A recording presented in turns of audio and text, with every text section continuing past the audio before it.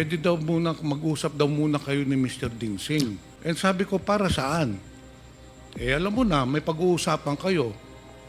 Right there and then, I already knew anong pag-uusapan.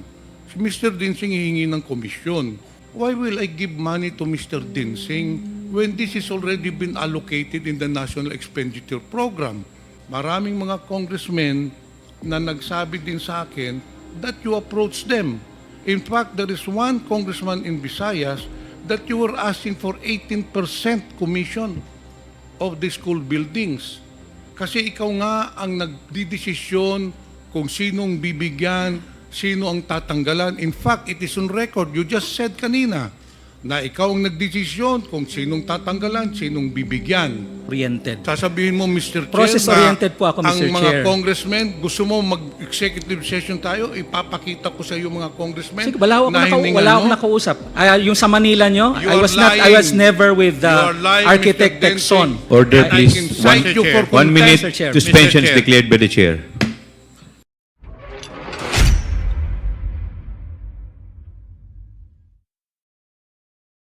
Okay, we will now proceed. The first to interpolate, the chair would like to recognize the Honorable Johnny Pimentel.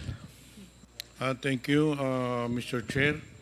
My interpellation would focus on the implementation of infrastructure projects in Deped. I would like to direct my questions to Mr. Ipimako Dinsing. Mr. Dinsing, are you still connected with Deped? Your Honor, may I, Mr. Chair? Yes, Mr. Epimako I left Dinsing, you are effective recognized. September 30, Your Honor. September 30, 2024. 2024. Bakit po kayo umalis sa DepEd, Mr. Dinsing? With the intention of running for public office, Your Honor. Hindi ba kayo tinanggal sa DepEd? Hindi po. Because from what I gathered, you were made to submit a courtesy resignation. Opo, ahead. Yes, Opo. you did. Opo. And your courtesy resignation was accepted. Tama po yan. It was short of saying, a courteous way of saying that you are out of DepEd. Actually, from the information that I got, nakiusap ka pa na ma-retain dun sa DepEd. But hindi the po. administration did not allow it. But anyway, Usec Dinsing, may I remind you to please address the chair? I apologize, Mr. Chair. Okay, thank you. anyway, that is another matter. Kailan po kayo na appoint sa DepEd, Mr. Dinsing? Effective, yung document is July 18, 2022, and I acted as Chief of Staff until December 31, 2022. July 18, 2022 to September 30, 2024. Apa. So, yung first appointment mo, pagpasok mo sa DepEd, anong binigay na position sa iyo? Until December 31, Chief of Staff muna po ako. Dahil ina-arrange pa yung mga bagong appointees at the time. I was the first appointee at the time, Your Honor. No, when you entered July 18, were you appointed as Chief of Staff, Undersecretary? Undersecretary, Chief of Staff, yes. Undersecretary. Chief of Staff, yes. Undersecretary for what? Chief of Staff. So concurrent yun, Undersecretary and Chief of Staff. Tama po. That was the first position You at the served time. then as Chief of Staff of Vice President Sara. Tama po yan, as of December 31. So sabay kayong pumasok. Ahead lang ba siya? By, July 1 po siya. Ako July 18 officially. Aside from the DepEd portfolio, ano pang government service na napasukan mo na? Prior to DepEd, I was DILG Undersecretary. From what year?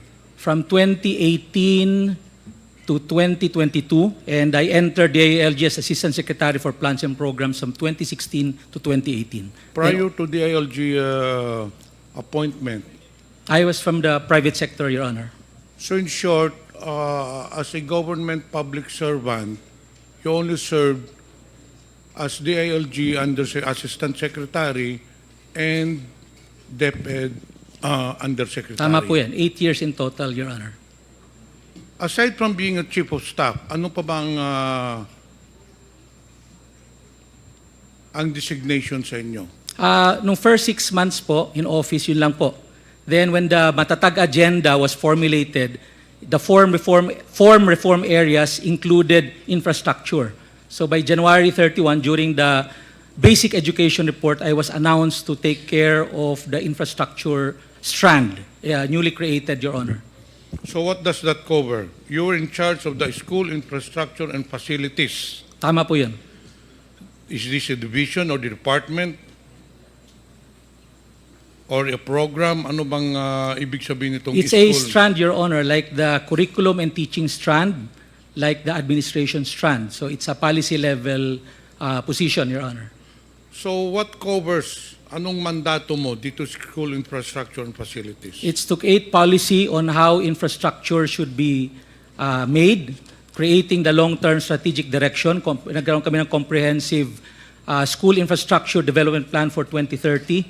Then, coordination with DPWH because the implementer of the new construction of Deped is DPWH, not Deped. Were you involved in the procurement of the school buildings? No, Your Honor. But you were in charge of the allocation of the budget of the school buildings. The identification, Your Honor. We have a committee to do that. And ikaw ang in charge doon sa identification. Ako po ang in charge, pero sabihin, I had a committee created for the identification. Okay, ano ba ang mga programs doon sa school infrastructure and facilities? So it includes, Your Honor, new construction implemented by the DPWH. Then we have the school furnitures implemented by the regional offices. And we have the last mile school, electrification, water systems, and implemented by the division offices. So if you started in 2022, in short, you handled the budget for 2023 and also for 2024, hindi po ba? For the school buildings. For the 2023 po, hindi po. The school buildings was under the administration strand. So I only took over 2023. What was the budget? What was the budget of the 2023 school building program? The original budget was 5.9 billion. Yun po ang nasa NEP. And it That was for 2023. 23 po.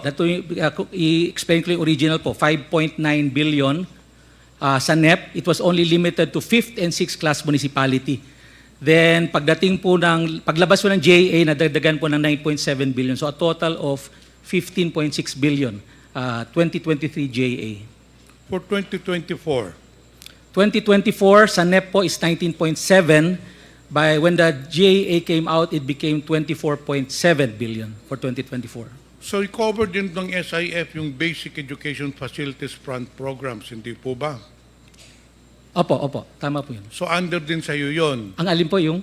yung BEFF, the Opo. Basic Education When you say Facilities BFF, and that's the Programs. total infrastructure program.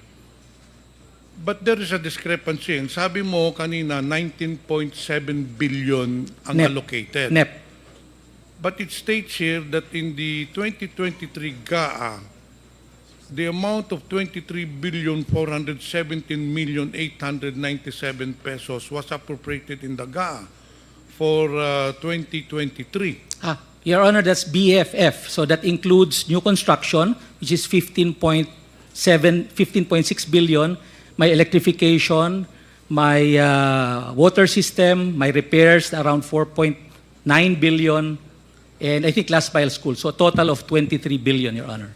So you were the one in charge for the identification. Tama po yun. Aside from the identification, ano pa ba ang mandato mo as a undersecretary? What exactly is your designation? Undersecretary for what? For operations, for administration? Starting 2023, Undersecretary for School Infrastructure and Facilities, starting 2023. So, sakop mo nga lahat ng mga school buildings. Tama po, Mr. tama Chair. po. Okay. So, you were the ones who decided sinong bibigyan ng school buildings kasi sabi mo kanina, ikaw ang nag-identify. So, you were the ones, kasi ang proseso po niyan, nagpapadala yung mga school superintendent division or rather the schools division in each district or in each province, they have proposals for the repair, for the construction, and it goes to your office. And then, ikaw ang nag-identify sinong popondohan. Dahil hindi naman pwedeng pondohan lahat, hindi po ba? Tama po, tama po.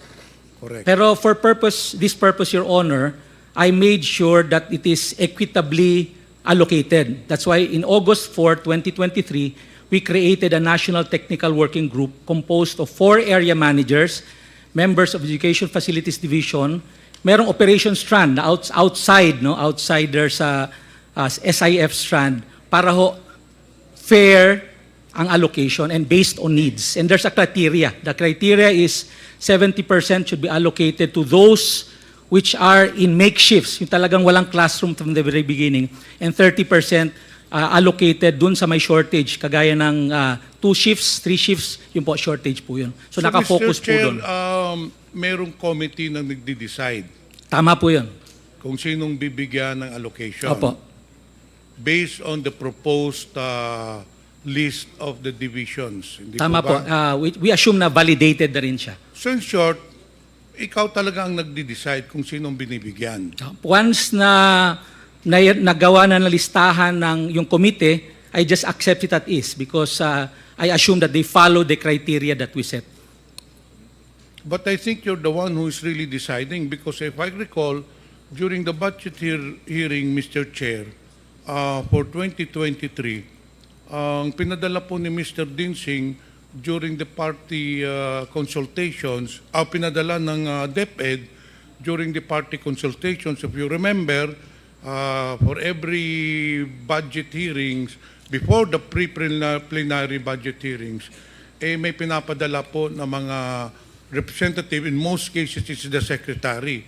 I recall in 2023, during the budget deliberations, kayo ang pinadala na regarding sa mga school buildings. Tama po yun. I remember that was, I think, 3rd week of August 21 or 22. Tapos at that time, tapos na po yung listahan na ginawa ng National Technical Working Group. I think the list was supposed to be around 15.1 billion. Yun po ang pinresent namin sa consultation. So in short, you really have a big role. You have the big role in identifying and allocating funds for the different divisions with regards to school buildings. Hindi po ba? Tama po, tama po. Ngayon, ang tanong ko, in the 2024 budget or the National Expenditure Program, there was an allocation for Surigao del Sur, in fact, 2 districts.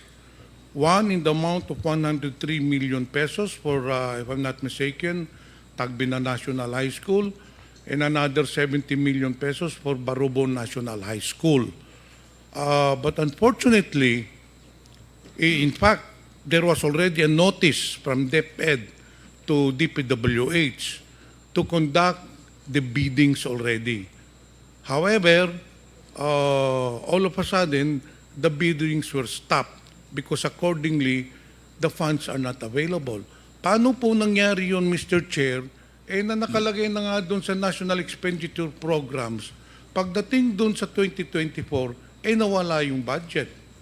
Ang nangyari po noon, Mr. Chair, sabi ko nga, meron na identify na 15.1 billion yung National Technical Working Group, which we adopted as is. Yun po ang pinesent namin sa mga ating congressman. But Mr. Chair, it was already included in the NEP.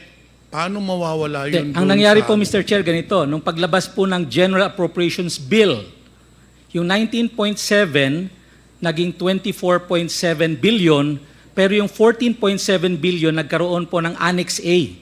In other words, these are the projects identified by the various congressmen. So, yung aming 15.1 nawala. So, since nawala siya, ang una namin ginawa, yung lahat ng may malalaking allocation na 100 million pataas, yun ang una namin kinat para ma-allocate sa mga maliliit. So, yung aming 15.1 at the time naging 5.8 billion na lamang, lumiit po ng husto. So, Mr. Chair, in short, you took it upon yourself to cut the budget without notifying the congressmen. Sabi mo kanina, may mga identification mga congressmen. You took it upon yourself, being the head of the SIF, to cut the budgets of the different proposed school buildings. Ganun ba? That was because there's no more budget in the General Appropriations Bill. We had to cut for that everybody will also be allocated. So how did you decide, Mr. Chair, kung anong kapuputuloy, anong tatanggalin doon? Anong bibigyan? Well, ang decision lang muna is tanggalin yung mga malalaki, which is yung mga 100 million pataas, 80 million taas. Because, Mr. Chair, as I already mentioned, the policy was really to go multi-story kasi wala na pong buildable space. Kaya medyo malalaki po yung ating building ngayon to maximize buildable space. So, yun po ang nauna. Yung mga 100 million pataas, 80 million pataas. So, yung natira mga 50, 40 million, Ayun two-story, nga, tinanggal three-story. ninyo eh. Yung multi-story, tinanggal ninyo dun sa district ko, Mr. Chair. Yun ang tinanggal ninyo. Well, And not only that, there was also a 200 million peso project in District 1 na tinanggal din ninyo. Hindi ako familiar in detail, pero I don't remember there's a 200 million school building in any school for that matter. You know what, Mr. Chair? I'll give you an explanation bakit ninyo tinanggal. Do you know a certain Mr. Greg Murillo? Yes, sir, Mr. Chair. Sabi ko kanina, Mr. Chair, the 180 million pesos was already included in the National Expenditure Program. But upon bidding, it was recalled. But prior to the bidding, this Mr. Greg Murillo, who's a close friend of Mr. Dinsing, called me. At itong sinabi niya, kamusta po kayo, Congressman? Sabi ko, mabuti naman. Congressman, meron po lang kayong budget na 170 million pesos para sa district mo. O sabi ko, yun nga, naka-schedule na for bidding. In fact, binibidding na yata. Sir, pwede daw muna, mag-usap daw muna kayo ni Mr. Dinsing. Those exactly the words of him, pwede tayo magharap-harap tayo, baka naman pwede makipagkita ka kay Mr. Dinsing. And sabi ko, para saan? Alam mo na, may pag-uusapan kayo. Right there and then, I already knew anong pag-uusapan. Si Mr. Dinsing hihingi ng komisyon. So, I told Mr. Greg Murillo, whom you admitted is your good friend, sinabi ko doon kay Mr. Murillo, why will I give money to Mr. Dinsing when this has already been allocated in the National Expenditure Program? So I did not entertain that anymore. And Mr. Chair, lo and behold, the funds did not come through. Kinancel yung bidding and then nawala na nga because I did not come across to the request of Mr. Dinsing na humingi siya ng komisyon. And not only that, Mr. Dinsing, hindi lang akong biktima niyan. Marami pong mga congressmen. And for the record, I want to put it in record, maraming mga congressmen na nagsabi din sa akin that you approach them. In fact, there is one congressman in Visayas that you were asking for 18% commission of the school buildings. Kasi ikaw nga ang nagdidesisyon kung sinong bibigyan, sino ang tatanggalan. In fact, it is on record. You just said kanina, na ikaw ang nagdesisyon kung sinong tatanggalan, sinong bibigyan. Not only that, sometime last year or probably within this year, you met with some of the congressmen in Manila. I already talked to them. Humarap ka doon, may kasama ka pang contractor. Do you know a certain architect, Ralph Texon? Yes, yes, sir. Yes. Yung po ang kasama mo nung humarap ka sa congressman sa Manila. And just the same, you were implying, you were asking for a commission, hindi lang yun, sinabi mo pa na yung contractor mong gagawa, itong si Mr. Architect Ralph Texon. And that is the reason why, Mr. Chair, tinanggal si Mr. Dinsing sa Deped. He did not resign. I knew from the very beginning that he will be taken out because there were already anomalies in the distribution and the allocation of school buildings program. In fact, Mr. Chair, nung pag-alis niya sa DepEd, may isa pang inipit na 34 million pesos sa Bislig Central Elementary School, which is in my district. Now, I will not mention anymore the name. one official of the new administration sa Deped called me. Ano ang sabi sa akin, Mr. Densing? Kung meron ka bang project na 34 million sa Bislig Central Elementary? Sabi ko, meron. Ano, nakabidding na? Hindi, ini-stop nga eh. Sir, ito, ilalabas na ho namin. Inipit ho ni Mr. Densing. And that is the reason why, Mr. Chair, this person was taken out of Deped because of his anomalous practices in Deped. Yun po ang katotohanan niyan. Nakiusap ka pa na ma-retain ka pero hindi na tinanggap ni Senator Sani Angara, and that's good for Deped because you have been doing the rounds para ka nagbebenta ng isda. Inaalok mo sa lahat ng congressmen ang allocation ng school buildings asking for a commission. Mr. Chair, may I now respond?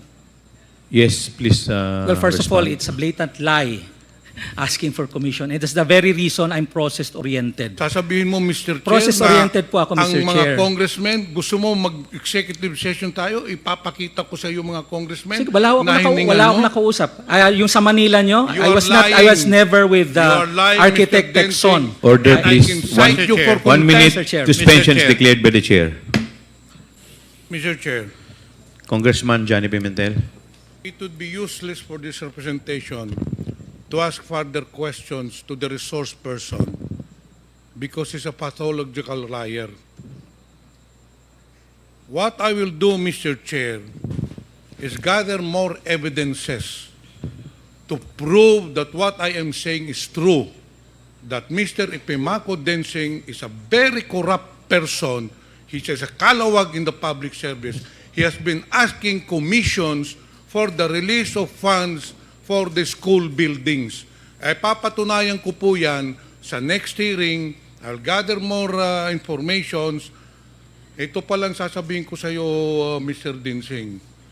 Dapat wag ka nang bumalik sa gobyerno. The government does not need your kind. You are a very corrupt person making your position to your advantage.